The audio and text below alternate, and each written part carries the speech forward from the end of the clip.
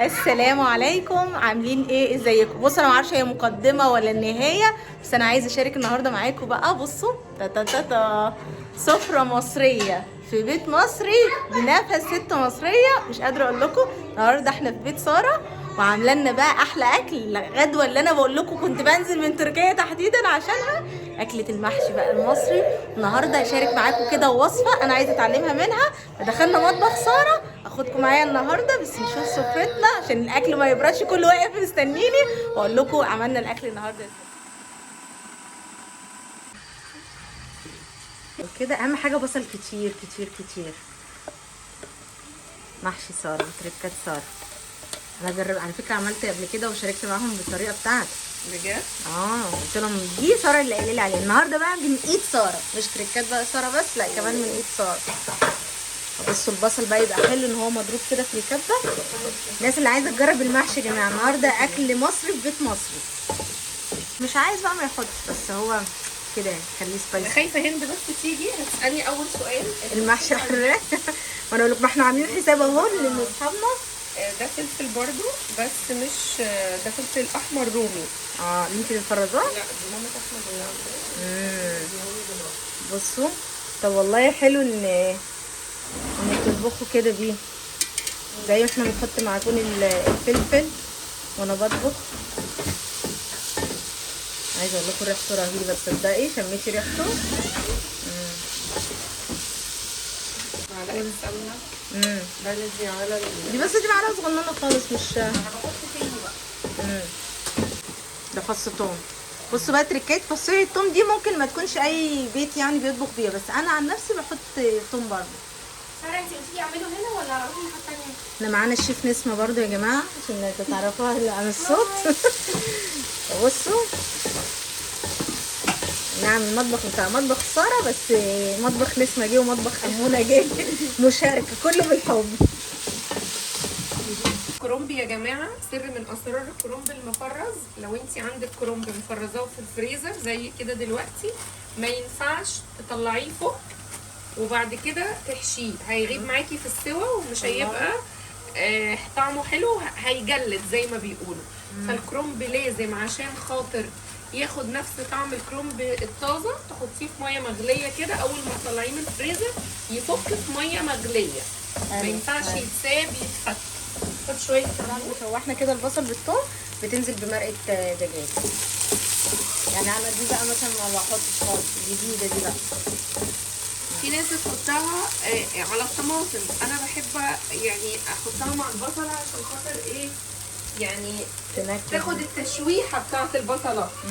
هننزل بقى ده اهم حاجه في المحشي بتاعنا انه يكون بالطماطم الفريش.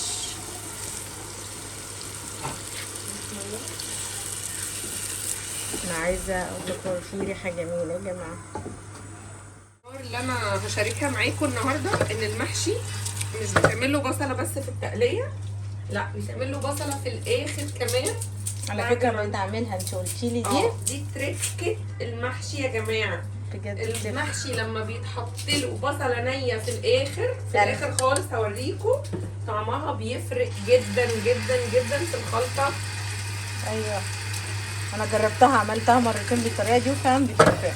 يعني بصي عليها التوابل برضه بالميكسر كده دلوقتي، والتتبيله ملح وفلفل وزيت. انا بقى بحب كمان من ضمن الحاجات اللي برضه بالنسبه لي مهمه ان انا بحب احط معلقه صلصه جاهزه على الخلط. معلقتين 3 صلصه.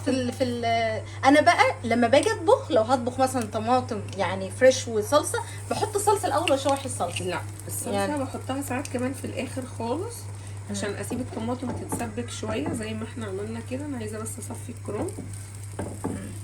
انا دايما لما بطبخ لو هحط صلصه اشوح الصلصه الاول وبعد كده احط الطماطم. يعني حتى بيقول لك ممكن ان لو فيها طعم او حاجه مثلا عشان هي حافظه بتطلع، فانا كده متعوده بصراحه. من الحاجات بقى اللي لسه طلعت تعرف شاطره. قالت لك حطي السكر. حط معلقه سكر عشان عمري في حياتي وانا بطبخ اي حاجه فيها صلصه احط السكر. يعني اكدت لي ان هي ست بنوته شاطره. امونه يعني نص بليده سكر كده.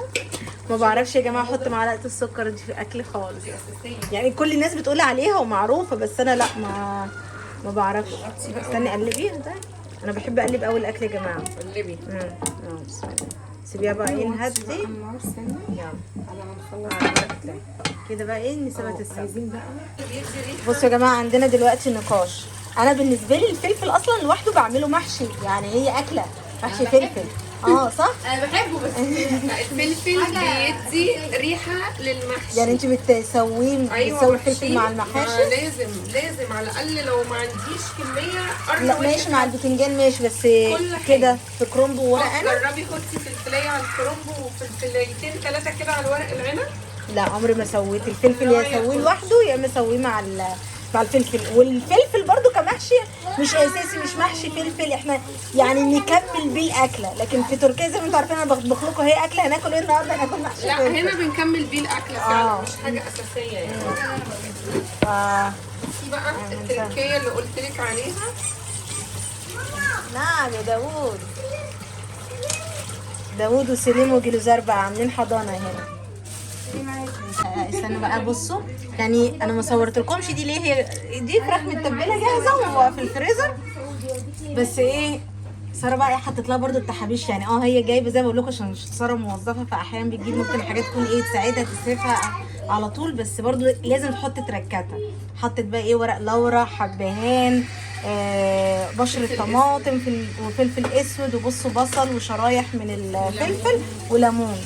يعني هي اوريدي اصلا جاهزه متبله بالبصل وكده، بس ايه بقى كمان لسه في ترك. المهم انتوا سامعين الكواليس اللي ورايا دوشه كتير قوي. عندنا حضانه، الولاد دول ما يتجمعوش في حته مع بعض اساسي. مهم. دي حلوه وتدخليها كده على طول تغطيها. غطيها فويل واحط لها بس نص كوبايه ميه برضه. اوكي بعد كده تدخل الفرن برضه. بصوا بقى خليني اقول لكم السبب الحقيقي والرئيسي ان انا اصور معاكم فيديو النهارده، مش عشان المحشي قلت لكم يعني ساره بتعمله حلو وشاركت معاكم ايه التريكات لما اتعلمتها منها، لكن انا جايه اتعلم النهارده عملي اكله ايه؟ قولوا كده. اكيد مش الباميه كبيره بنعمل بيها ايه؟ المصريين هم اللي هيعرفوا، او اهل الصعيد كمان تحديدا صح؟ طب يلا هي اكله صعيديه. نعمل ويكه يا جماعه، بس بيعملوها ناشفه، باميه ناشفه. يا سلام والله العظيم. بصي بقى الويكه اتعلموا وانا هتعلم معاكم. بصوا بقى دي طريقه يعني ايه حماتي ربنا يديها الصحه، هي اللي ايه علمتهاني حقيقي يعني.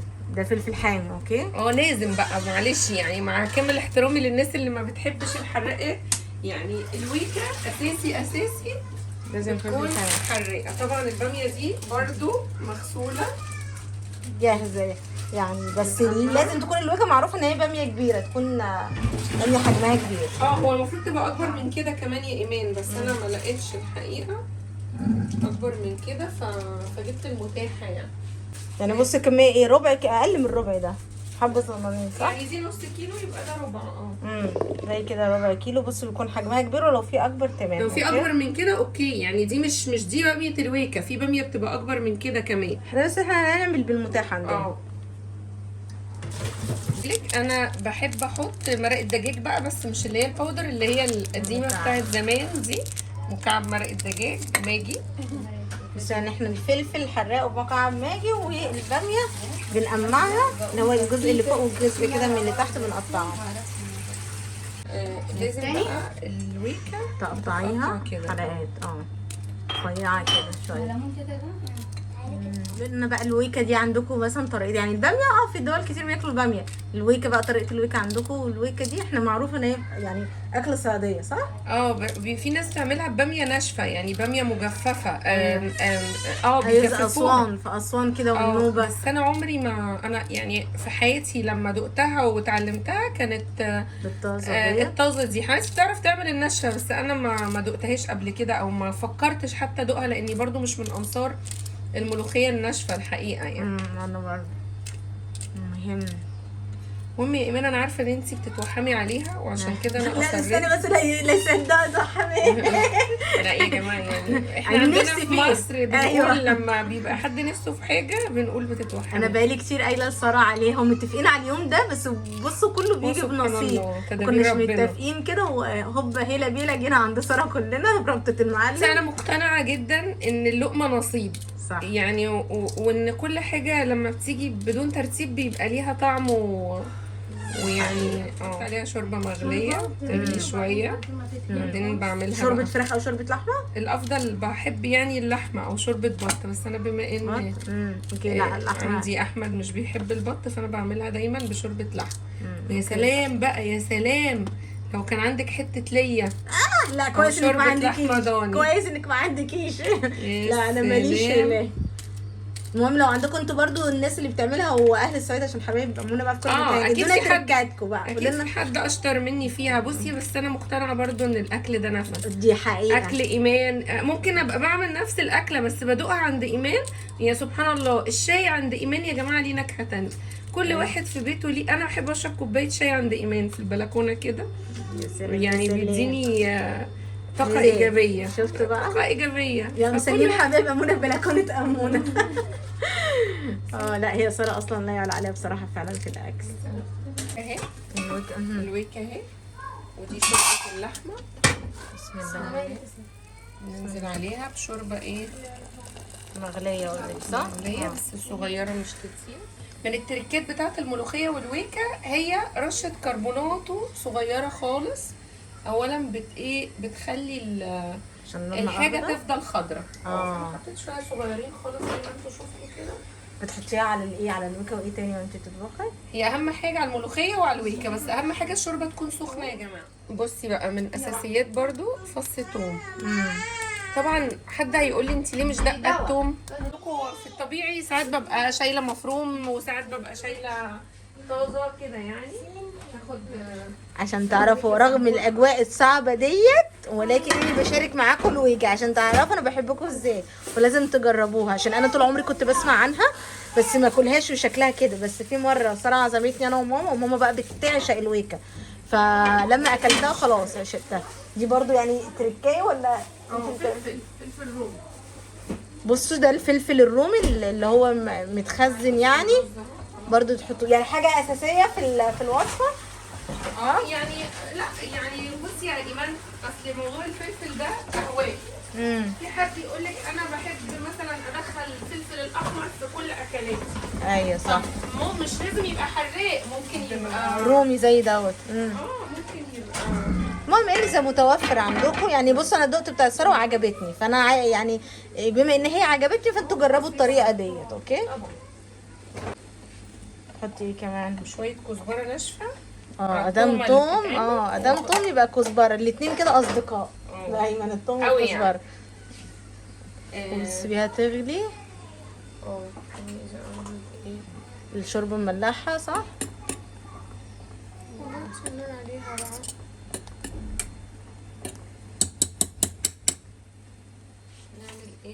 لحد ما تستوي تدوقي ان الباميه استوت وبتبقى خلاص كده صح؟ لسه بدري والله. في ايه؟ في ان هي تاخد سواها ولا في تظبيطها؟ في سواها. الباميه بتاخد شويه. لكن انت هتضيفي حاجه تانية عليها؟ في ايه؟ في دلوقتي في طريقتها، في طريقه التحضير. لا خلاص كده فاضل الطشه بقى في الاخر بس لما تستوي. في طشه. نعم. طب نرجع لكم بقى ايه اول ما نيجي نعمل الطشه. بصوا قلنا لكم برده التركيه اللي ساره بتعملها ايه، اللي هي البصلايه اللي بتحطها في الاخر عشان تسكر المحشي. فهي برده حطت البصلايه وفلفل حامي ودقي كمون صح؟ ريحته كمون. ده كمون. بصوا بقى كنور عامله اختراع، مش بعمل لهم دعايه. بتعملي اعلان النهارده ساره جايه تعمل خلطه 11 بهار. انا في العادي كنت بجيب ال7 بهارات اللي هم العاديين. فبصوا بقى ده جديد. دي بهارات مش مرق الدجاج اللي حطيناها في الاول، كانت مرق الدجاج. دي بهارات اوكي. تمام. كيس كده وريني برضه. انتوا جايين يعملوا ايه؟ كنور، اعلان لكنور عندي كده. خطبوا كنور يا جماعه. برضه تتبيل برجر كان حلو. خلطه 11 بهار بس مش عارف ممكن يكونوا كاتبين ايه البهار ورا. وبعد كده الملح. لا بس انت لما قلتي لي، لا ثواني، انت ما قلتيليش التريكات كلها. انت وقتها قلتي لي ملح وفلفل وزيت، خبيتي عليا بقيه التريكات. بصوا ما قلتيش يا جماعه ال 11 بهار ولا لا دي كانت جديده. بهارات. المهم اللي شارك الفيديوهات وفيديو البطه، فيديو ما عملت البطه وقتها عملت المحشي المصري، وكانت اول مره بقى اعمله فولكاني ودوق. فقلت لكم انا هعمل محشي بالتريكات بتاعت ساره. بصي كده الويكه بصوا الويكه قربت تستوي. بس لسه بقى ليها تركه كده. استنى، لو انا عرفتها، لو حد عايز يضربها نص ضرب. ايوه صح، شفتوا؟ تا. بصوا ممكن حد ياكلها كده، او ممكن حد بالبلندر ياخدها نص ضربه. اعتقد نص ضربه تبقى ننزل بقى ايه؟ ألذ يعني. نيجي بقى على المحشي. بسم الله الرحمن الرحيم. الرز. ترى انت مش بتعايري يعني، انا خلاص هي ايديها بقت معايا ما شاء الله. حطينا النعناع الاخضر وده، وطبعا احنا المحشي المصري بتاعنا اساسي خضره، يعني شبت وبقدونس وكزبره، ده اساسي يعني. هو ده اللي بيخلي ريحه المحشي بتاعنا، يعني ده ريحه محشي مصر اهو. بصوا بقى بعد ما الخلطه جهزت اهي خلاص، بصوا البصلايه بالفلفل البهارات اللي احنا ايه حضرناهم كده في الميكسر، ونحطهم بقى بعد ما الخلطه خلاص تكون كل حاجه اتطفت كده في الاخر. دي بتسكر، دي انا لما جربتها فعلا بتسكر المحشي. المحشي يا ايمان يعني فليفر كده في حته تانية بصراحه مع يعني كامل احترامنا لامهاتنا والناس الكبار اللي اكيد اساتذه عندنا يعني، بس زي ما قلنا الاكل نفس. صحيح. والصلصايه دي وانت يا لهوي استني الشطه. انا كنت دقت كده عشان اشوف ملح، بس على فكره الملح اللي انا عشان انا باكل ملح زياده. ما انتي لو عايزه زياده قولي لي احط. لا دوقي انت بقى شوفي اكلك، بس مش هتشهدوا جميل يا جماعه. المهم دي خلطه المحشي بتاعت ساره. جهزنا حلتنا اللي هنسوي فيها المحشي، ادي خلطتنا، كوساتنا وفلفلاتنا، كرنب وورق عنب، وهنقعد كده بقى ايه الحبايب انا وساره ونسمه نقعد ايه نلف المحشي تتتت. بس عايزه اقول لكم الريحه خطيره، اجواء مصريه بقى يا جماعه، مش قادره اقول لكم. الويكا ندوق الويكا، واضح ان الويكا استوت. هتضربيها. تعالوا نصور لكم الحته دي كمان. اهي بصوا نص ضربه كده.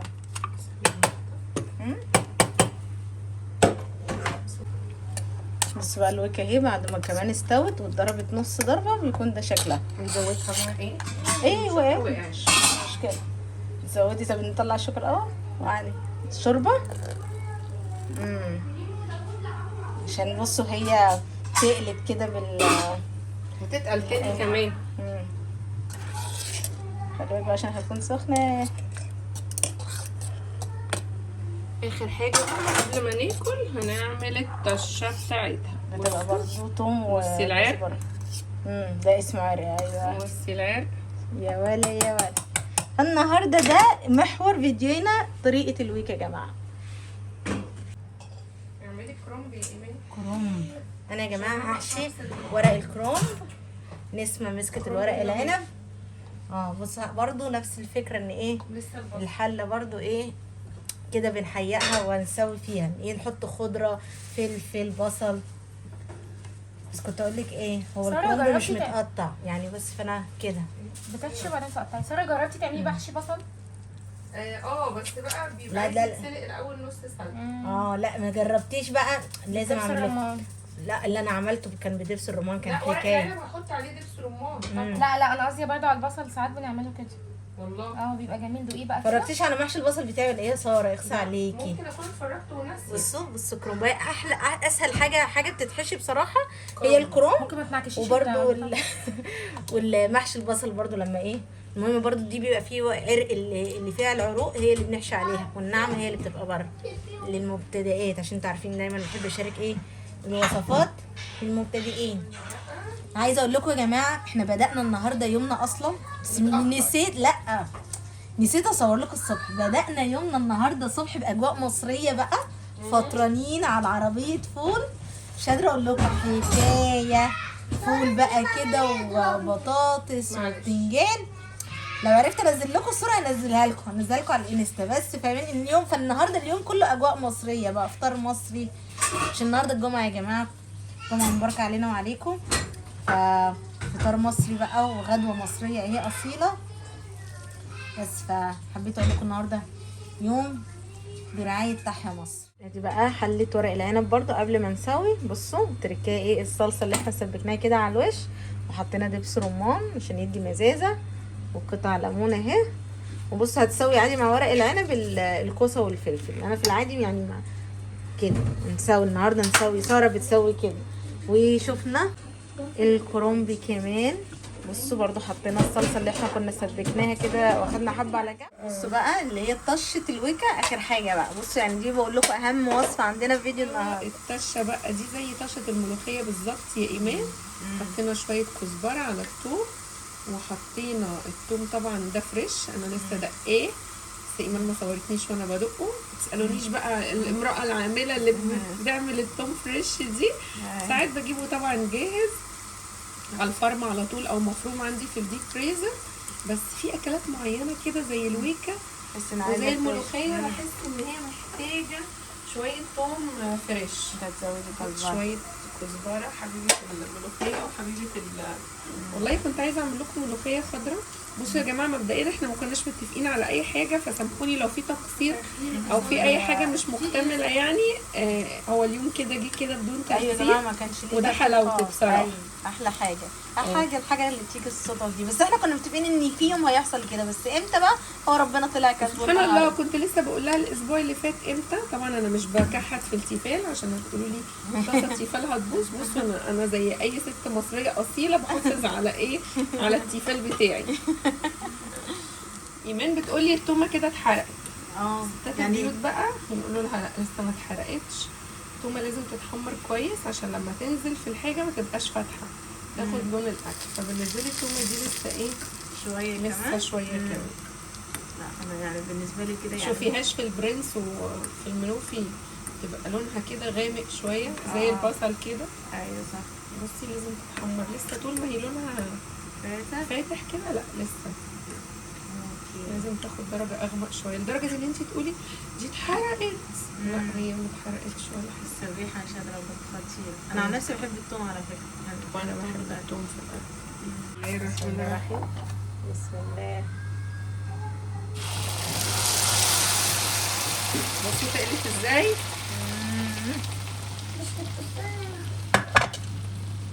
واي واي واي واي واي. بصي بصي بصي بصي البرنس مطعم سارة البرنس. بصوا تقلت ازاي بقى، بتتغمس بالعيش زي الملوخيه.